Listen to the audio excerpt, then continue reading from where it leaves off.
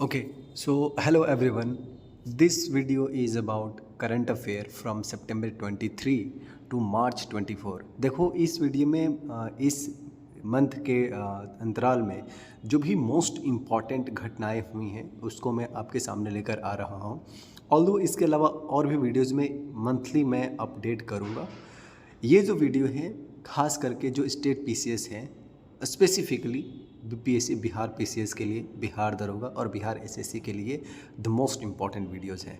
Right, आप इसको देखिए, इसको नोट डाउन आप कर लीजिए। बिल्कुल मैंने पॉइंटर वाइज में पुट किया है और इसको आप यूज़ कर सकते हैं। सो लेट्स मूव फॉरवर्ड और क्वेश्चन देखते हैं। ओके, तो जो पहला क्वेश्चन हमारे पास है वो है, just a second. It is about the statue of Valor. Statue of Valor, it is a statue of Lachit Borphukan. जैसे स्टैचू ऑफ यूनिटी किसका है? वो है सरदार पटेल का, जो कि गुजरात में आप देखिएगा। उसी तरीके से स्टैचू ऑफ वेलर बना है कहाँ पे? तो असम में बना है। ये किसका है? ये लचित बोरफुकान का है। लचित बोरफुकान है कौन? ये होम जनरल हुआ करते थे। ये जो स्टैचू बना है ये ब्रॉन्ज का बना है। और इसका एक और फैक्ट आपको जानना है और वो है इसकी ऊंचाई। जो इन्फॉर्मेशन यहाँ पे मैंने नोट किया है वो है गलत। मैंने जानबूझ के गलत नोट किया है। ये कितना है? एक्चुअल जो है ये 125 फीट है। ठीक है? मैंने गलत जानबूझ के ऐड किया है क्योंकि देखिए ये हमारा टेंडेंसी ऐसा होता है ना कि जो चीज़ें गलत हो जाती है ना हमसे, वो हमको याद रह जाता है।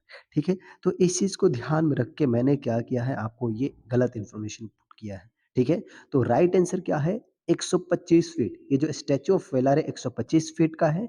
किसका है? लचित बोरफुकान का है। कहाँ पे बना है? असम में बना है। और क्या चीज़ से बना है? ब्रॉन्ज से बना हुआ है। रिसेंटली प्राइम मिनिस्टर मोदी ने वहाँ पे जाके इसको क्या किया है? इनॉग्रेशन किया है। तो ये चीज़ आपको याद रखना है। दूसरा जो हमारे पास स्टेटमेंट है वो है कैनाल मैन। देखो एक पर्सन अभी बहुत ज़्यादा न्यूज़ में है, गया के हैं वो, और उनका नाम है लुंगी भुइयां। क्या है? लुंगी भुइयां। ये एक फार्मर है। अब इन्होंने ऐसा क्या किया है, कितने न्यूज़ में है? इस पर्सन ने एक नहर बना दिया है अपने कुदाल से। अपना जो कुदाल होता है ना उससे खोन-खोन के इस आदमी ने एक नहर बना दिया है इरिगेशन के लिए। और वो सिर्फ़ अपने लिए नहीं बनाया है, बल्कि अपने गाँव के, अपने विलेज के, अपने डिस्ट्रिक्ट के अदर फार्मर्स के लिए इसने बनाया है। और यही कारण है कि इनको कैनल मैन आज के डेट में कहा जा रहा है। रिसेंटली आनंद महिंद्रा ने इनको एक ट्रैक्टर गिफ्ट किया है। ठीक है? तो इस पर्सनैलिटी का नाम याद रखिएगा, Laungi Bhuiya of Gaya district. It is known as the canal man. दूसरा जो अपने पास क्वेश्चन है वो है इंडिया का पहला कोऑपरेटिव म्यूज़ियम। ये कहाँ बना है? ये बन रहा है कोझिकोड के केरला में। That is again very, very, very, very important. Next जो अपने पास क्वेश्चन है वो है संतोष ट्रॉफी। देखिए रिसेंटली संतोष ट्रॉफी हुआ है। संतोष ट्रॉफी रिलेटेड है क्या चीज़ से? ये है फुटबॉल से। किसने जीता है? द सर्विसेज टीम ने। बस ये 2 क्वेश्चन आप याद कर लीजिए, आगे बढ़ जाइए। नेक्स्ट कौन पर्सनैलिटी है? वो है माइकल डगलस। ये कौन है भाई? माइकल डगलस को अभी रिसेंटली आईएफएफआई यानी कि इंटरनेशनल फिल्म फेस्टिवल जो कि इंडिया में हुआ है, कहाँ पे? गोवा में। गोवा में जो इंटरनेशनल फ़िल्म फेस्टिवल हुआ है इंडिया का, वहाँ पे माइकल डगलस ने सत्यजीत रे लाइफ टाइम अचीवमेंट अवार्ड जीता है या फिर लाइफ टाइम अचीवमेंट अवार्ड इनको मिला है। तो क्वेश्चन हमसे पूछा जा सकता है कि who won the lifetime achievement award at IFFI? Answer would be the Michael Douglas. ये बहुत ही इंपॉर्टेंट न्यूज़ है, इसको ध्यान में रखना है। अगेन नेक्स्ट क्या है? एशियन गेम्स से रिलेटेड आपका जो न्यूज़ है, जो 2023 में एशियन गेम हुआ है। सबसे पहला क्वेश्चन कि कब हुआ है? 2023 में हुआ है। कहाँ पे हुआ है? चाइना में। चाइना में कहाँ हुआ? तो हांगझो में हुआ। इंडिया को कितना मेडल मिला है? तो 107 मिला है। इंडिया का रैंकिंग क्या था? तो वो 4th था। स्लोगन क्या था इस बार का? अब की बार 100 पार। ये 4 क्वेश्चन 5 क्वेश्चन आपको यहाँ से फॉर श्योर याद रखना है। एशियन गेम कब हुआ था? 2023 में हुआ है लास्ट रिसेंटली वाला। कहाँ पे हुआ है? चाइना के हांगझो में हुआ है। इंडिया ने कितना मेडल जीता है? वो 107 जीता है। और इंडिया की रैंकिंग क्या रही है? तो 4 रही है। और स्लोगन क्या रहा है? तो अब की बार 100 पार। That's it. अगला जो अपने पास जो क्वेश्चन है एशियन से रिलेटेड है, एशियन गेम्स से रिलेटेड, लेकिन वो पैरा गेम्स के लिए है।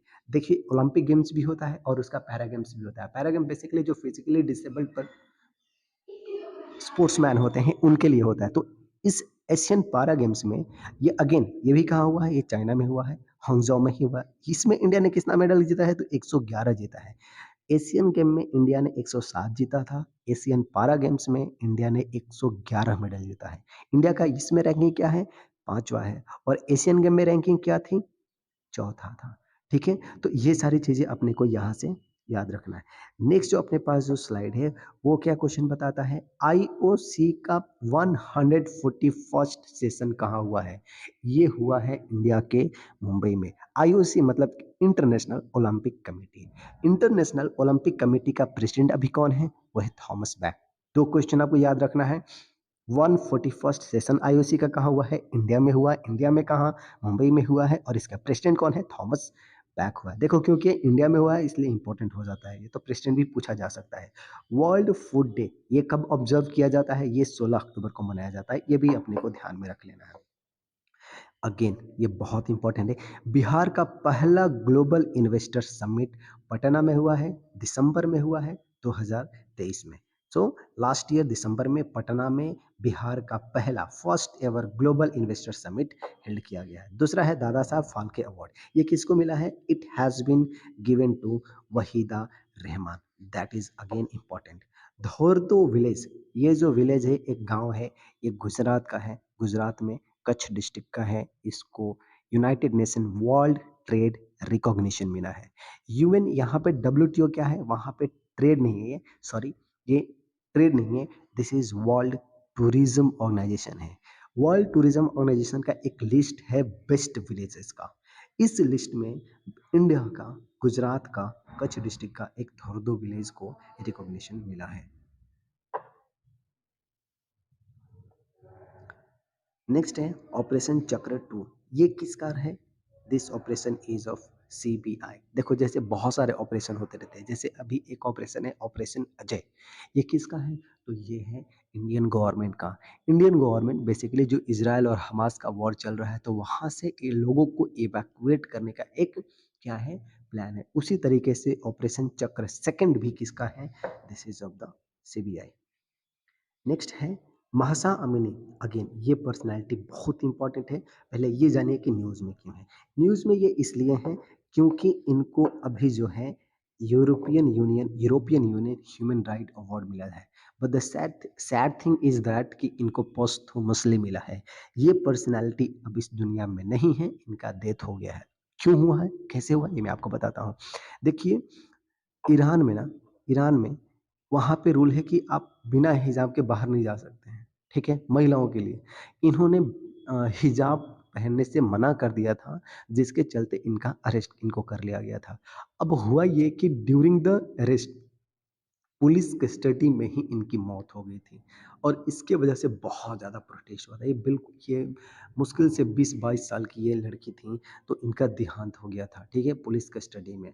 उसके लिए बहुत ज़्यादा प्रोटेस्ट हुआ। अभी एक पर्सनैलिटी भी बहुत ज़्यादा न्यूज़ में है, उनका नाम आपको बाद में बताएँगे।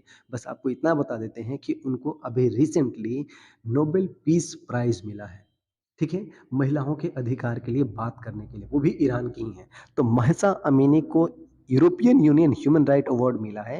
इनका डेथ हो गया था पुलिस कस्टडी में। क्यों? क्योंकि इन्होंने हिजाब पहनने से मना कर दिया गया था और इसलिए के चलते इनको अरेस्ट कर लिया गया था। ये जो न्यूज़ है ये बहुत बहुत बहुत ज़्यादा इंपॉर्टेंट है। इंडिया ने रिसेंटली एक फ्री ट्रेड अग्रीमेंट साइन किया है। किसके साथ साइन किया है? तो यूरोपियन 4 ऐसी कंट्री हैं, उनका एक ग्रुप है जिनको कहा जाता है यूरोपियन फ्री ट्रेड एसोसिएशन। अब इसमें 4 कंट्री है कौन-कौन? तो इसमें 4 कंट्री स्विट्ज़रलैंड, आइसलैंड, नॉर्वे, लिechtenstein। अब यहाँ पे 2 क्वेश्चन आपको बहुत इंपॉर्टेंट है और वो ये है कि इसका ऑब्जेक्टिव क्या है? ऑब्जेक्टिव ये है कि इंडिया में $100 बिलियन का इन्वेस्ट करना और दूसरा 10 लाख जॉब जनरेट करना। तो आपसे क्वेश्चन ये पूछा जा सकता है, पहला क्वेश्चन कि इंडिया ने रिसेंटली किसके साथ एफटीए साइन किया है, यानी कि फ्री ट्रेड एग्रीमेंट? तो वो है ईएफटीए यानी कि European free trade association block, जिसमें कि 4 यूरोपियन कंट्री है। दूसरा ऑब्जेक्टिव पूछा जा सकता है कि कितना के लिए इन्वेस्टमेंट का क्या टारगेट रखा गया है? वो है $100 बिलियन का। तीसरा क्वेश्चन ये पूछा जा सकता है कि कितना जॉब जनरेट करना है? तो वो जनरेट करना है 10 लाख जॉब। खत्म। नेक्स्ट है सुधा मूर्ति। ये कौन है भाई? न्यूज़ में क्यों है? न्यूज़ में ये इसलिए हैं क्योंकि इनको रिसेंटली राज्यसभा के लिए जो है नॉमिनेट किया गया है। तो आपसे क्वेश्चन ये पूछा जा सकता है कि which of the following personalities has recently been nominated to the Rajya Sabha and the answer would be Sudha Murty. ये बहुत ही इंपॉर्टेंट पर्सनैलिटी है, आप सभी इनको जानते हैं, तो आपको ये पता होना ही चाहिए। नेक्स्ट जो हमारे पास क्वेश्चन है वो है पीएम सूर्य घर मुफ्त बिजली योजना। ये भी बहुत इंपॉर्टेंट न्यूज़ है, कई बार न्यूज़पेपर में आते रहता है, बहुत फ्रंट में ये रहता है। तो आपको इसके बारे में कुछ इन्फॉर्मेशन पता होना चाहिए। पहला ये कि 75,000 करोड़ इसके लिए एलोकेट किया गया है और इसका ऑब्जेक्टिव ये है कि 1 करोड़ हाउस होल्ड को फ्री इलेक्ट्रिसिटी प्रोवाइड करना है। तो ये 2 चीज़ें इस क्वेश्चन से रिलेटेड अपने को याद रखना है। नेक्स्ट हम लोग आगे बढ़ते हैं। 90 70 90 टारगेट, ये क्या है भाई? तो ये है, ये रिलेटेड क्या चीज है? ये रिलेटेड है सर्वाइकल कैंसर से। देखो रिसेंटली अभी हमने देखा कि पूनम पांडे ने अपना एक फेक न्यूज बता दिया कि उनका देहांत हो गया है और उन्होंने बाद में बोला कि हमने ऐसा बोला है क्योंकि हम सर्वाइकल कैंसर के अगेंस्ट जागरूकता फैलाना चाहते हैं। हालांकि this is not the right way, लोगों ने ऐसा बोला। एनीवेज, तो अब क्योंकि ये न्यूज में है तो देखो ये जो टारगेट है ये किसका है?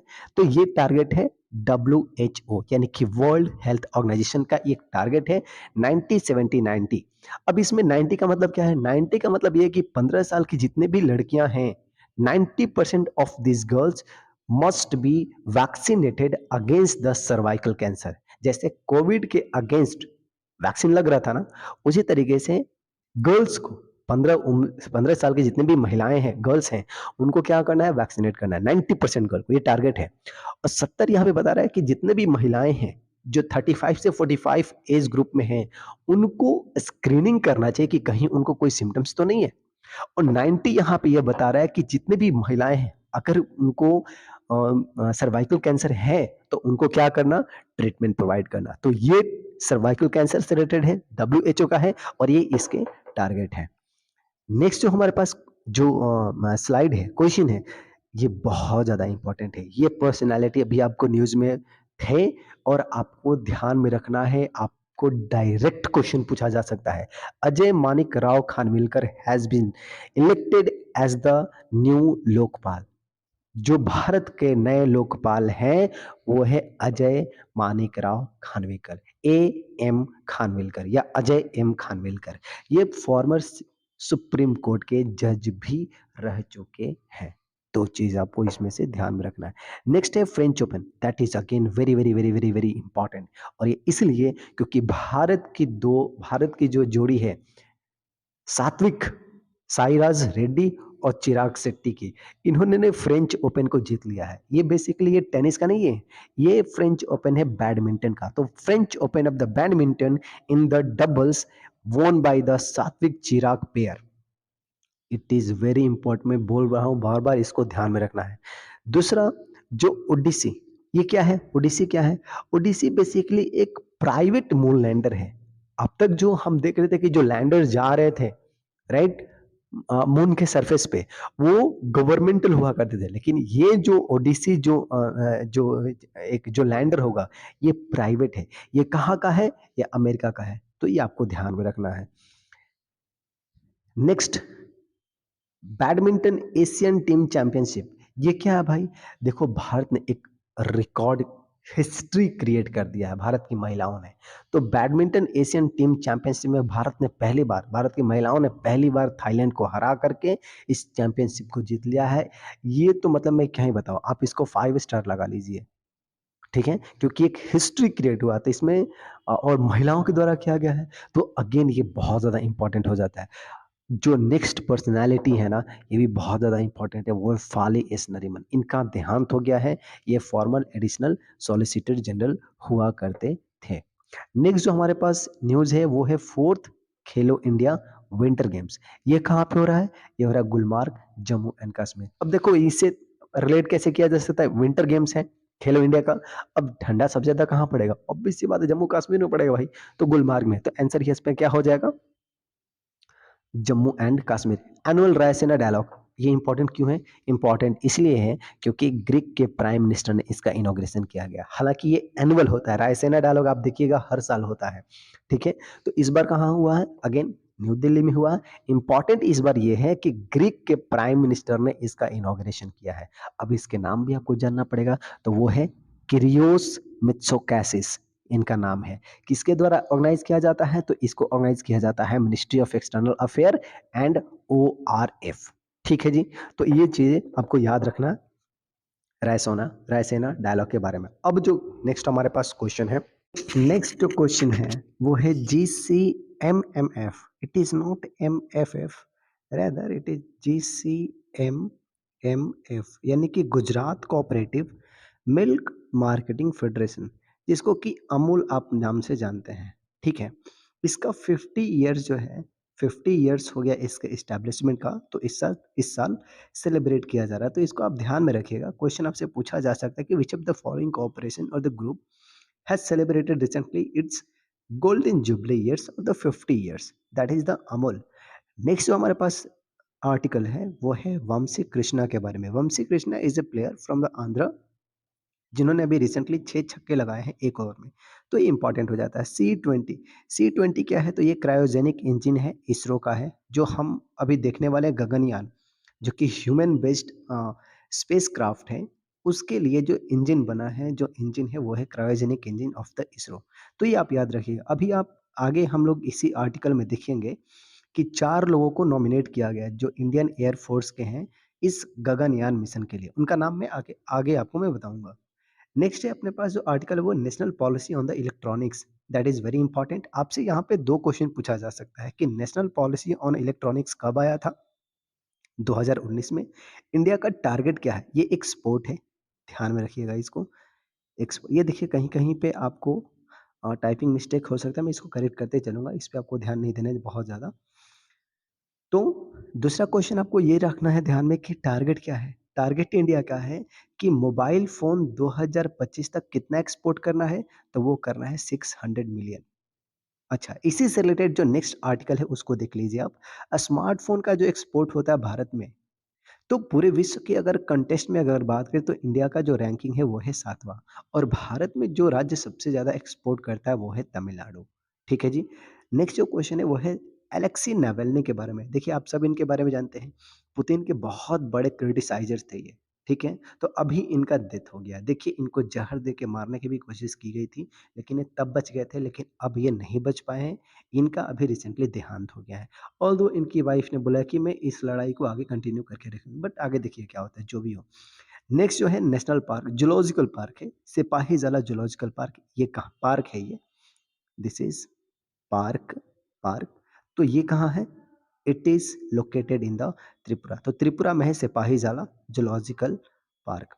नेक्स्ट हमारे पास जो आर्टिकल है वो रिलेटेड है अभय सिंह। अभय सिंह कौन है, तो ही इज द पर्सन जो कि रिलेटेड है स्क्वैश से, बहुत इंपॉर्टेंट है।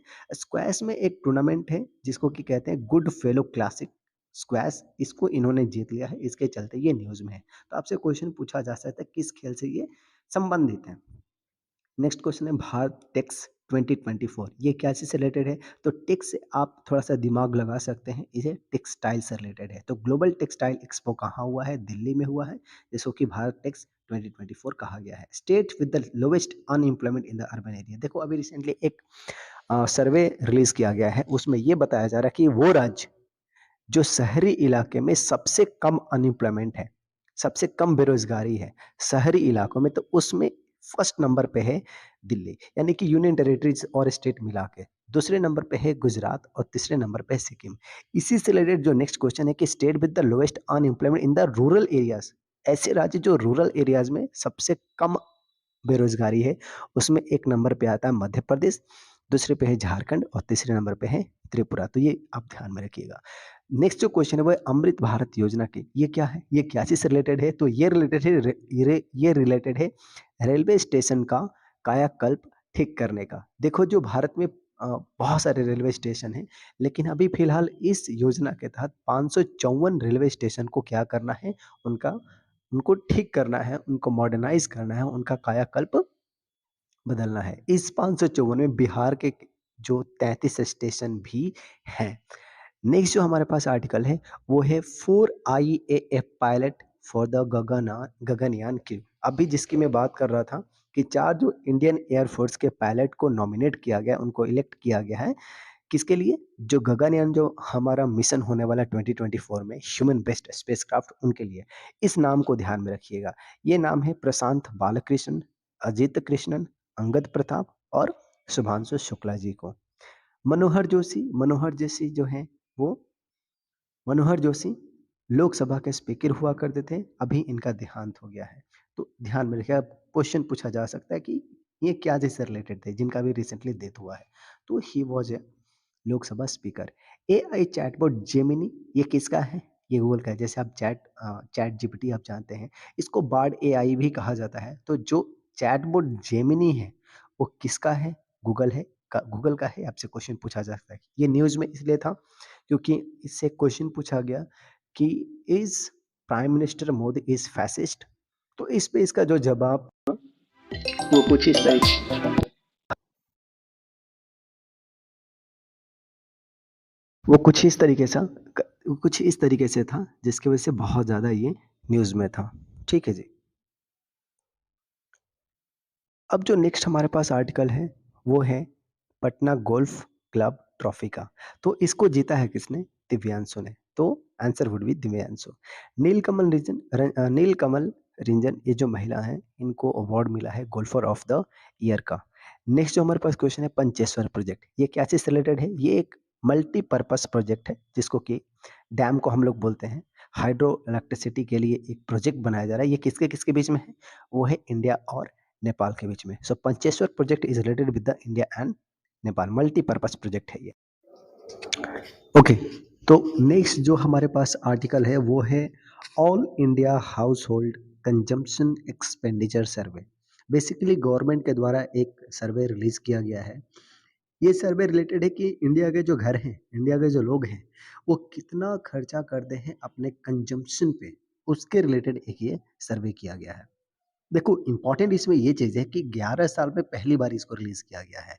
हुआ ये था कि 2017-18 के लिए इस सर्वे को बनाया तो गया था, यानी कि इसका रिपोर्ट बना था, लेकिन गवर्नमेंट ने रिलीज़ नहीं किया था, ये बोल के कि बहुत सारे उसमें कुछ एरर आ गए हैं जस्ट बिकॉज़ कि उस टाइम जो डिमोनेटाइज़ेशन वगैरह हो गया था उसकी वजह से। हालाँकि इस बार इसको रिलीज़ किया गया तो ये पहला क्वेश्चन ये है कि 11 साल में पहली बार इसको रिलीज़ किया गया है। कौन से साल के लिए रिलीज़ किया गया है? तो वह साल है 2022-23 के लिए। किसके द्वारा कंडक्ट किया गया था? तो वो किया गया था एनएसओ के द्वारा। तीसरा चौथा जो क्वेश्चन है वो आपको ये समझना है कि एमपीसीई कौन से राज्य में सबसे ज़्यादा है? यानी कि monthly per capita consumer expenditure सबसे ज़्यादा कहाँ हाईएस्ट है? वो है सिक्किम में। That is very, very important. अब ये है क्या? इसका मतलब वह ये हुआ कि 1 महीना में कौन-सा राज्य सबसे ज़्यादा खर्च करता है कंज़म्पशन पे? तो वो राज्य है सिक्किम। इतना चीज़ आपको याद रखना है इस सर्वे के बारे में। Ravi Kishan is brand ambassador of the Shyama steel. That is okay. Ahlan Modi program ये कहाँ पे कंडक्ट किया गया है? ये किया गया है यूएई में। जैसे अमेरिका में Howdy Modi Howdy Modi program किया गया था जब मोदी जी वहाँ पे गए थे उस टाइम। उसी तरीके से यूएई में एक अहलन मोदी प्रोग्राम जो है ऑर्गेनाइज किया गया था और इसी से रिलेटेड है। जब ये मोदी जी वहाँ पे गए थे अभी रिसेंटली फरवरी में, तो वहाँ पे यूएई में उस देश का सबसे पहला हिंदू टेम्पल जो है इस्टेब्लिश किया गया है।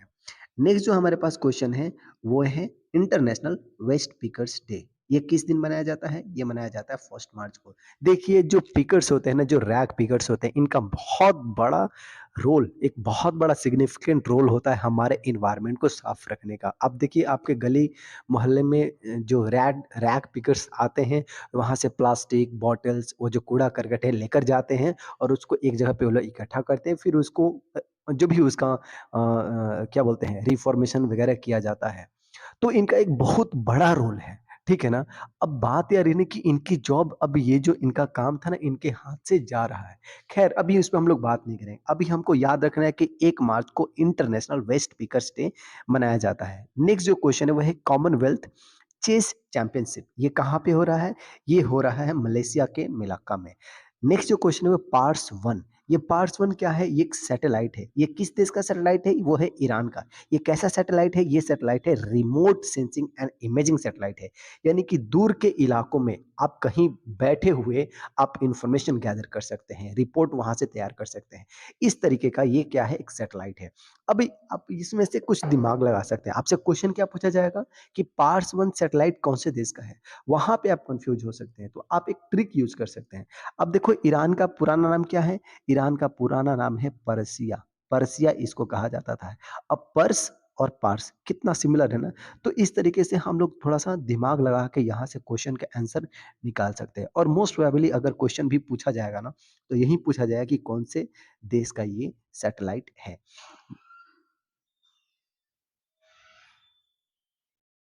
नेक्स्ट जो हमारे पास है इंडियाज़ लेपर्ड पॉपुलेशन। देखो रिसेंटली लेपर्ड के लिए एक सर्वे किया गया है, सेंसस इनका निकल के आया है, इनकी काउंटिंग की गई है। इनका पॉपुलेशन रिसेंटली क्या हुआ है, इंक्रीज़ हुआ है। देखिए 4 साल में कैसे इंक्रीज़ हुआ है। 2018 में प कहा जा रहा था कि इनका जो पॉपुलेशन था वो 12,852 था, जो कि बढ़ कर के 2022 में 13,874 हो गया है। मध्य प्रदेश वो जो राज्य है जहाँ पे सबसे ज़्यादा लेपर्ड पाए जाते हैं और दूसरे नंबर पे महाराष्ट्र है। तो ये चीज़ें अपने को ध्यान रखना है और तीसरे नंबर पे कर्नाटका है, यानी कि Madhya Pradesh, Maharashtra, Karnataka. This is the order of the number of the leopard in India. Next जो हमारे पास है वो है नीम का शहद किताब। ये किताब का नाम है नहम नीम का शहद।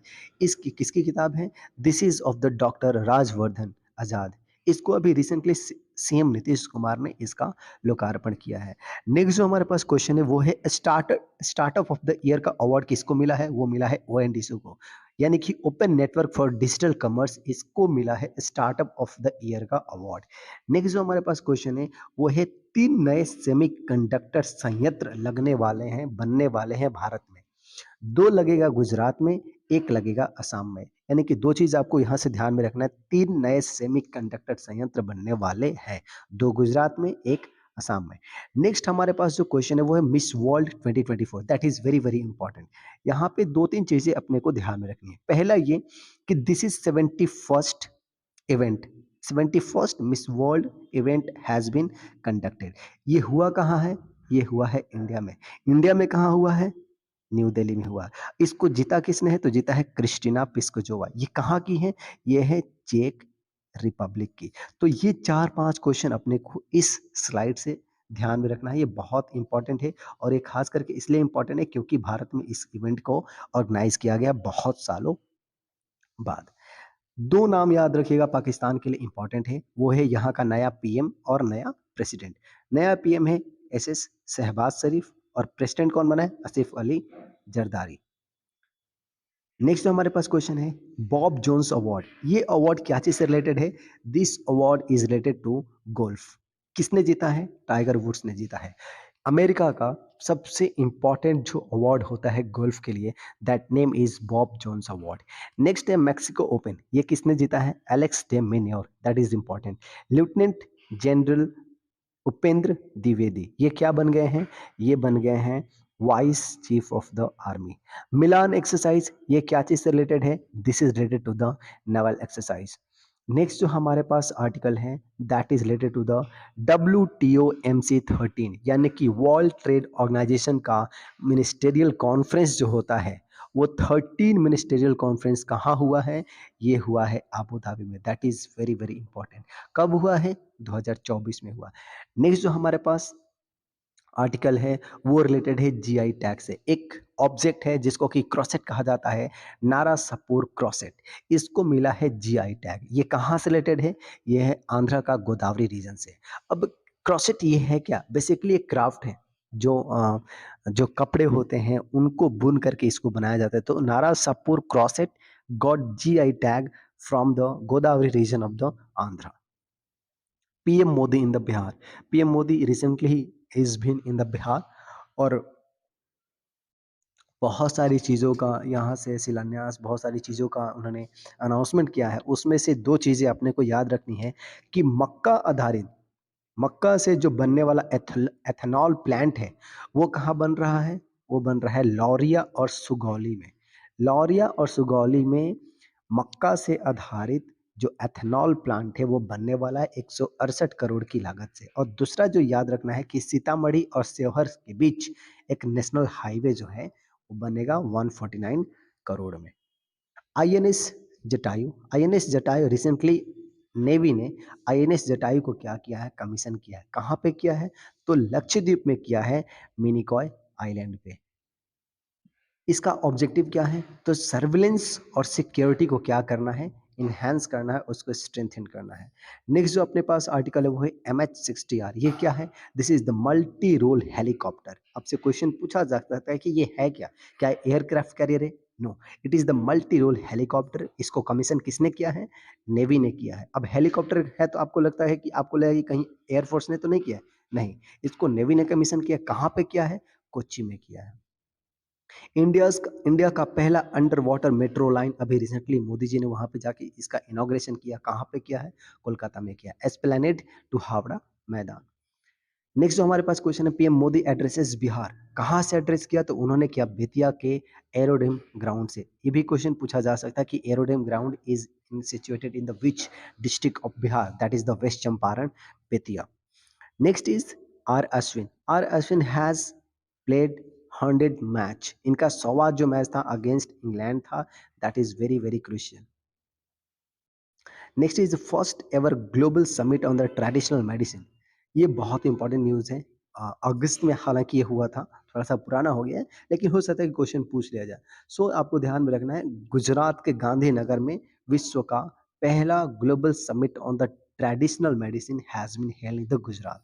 First 3D printed post office building कहाँ बना है? It is also in the Bangalore. Nobel Prize, that is very very important. Nobel Prize for 2023 it is been released. Physics में मिला है 3 पर्सन को, Pierre Agostini, Ferenc Krausz and L'Huillier. Literature की बात करें तो जॉन फॉस को मिला है। मेडिसिन की बात करें तो कैटरीना कैरिक है, ड्रू वीजमैन।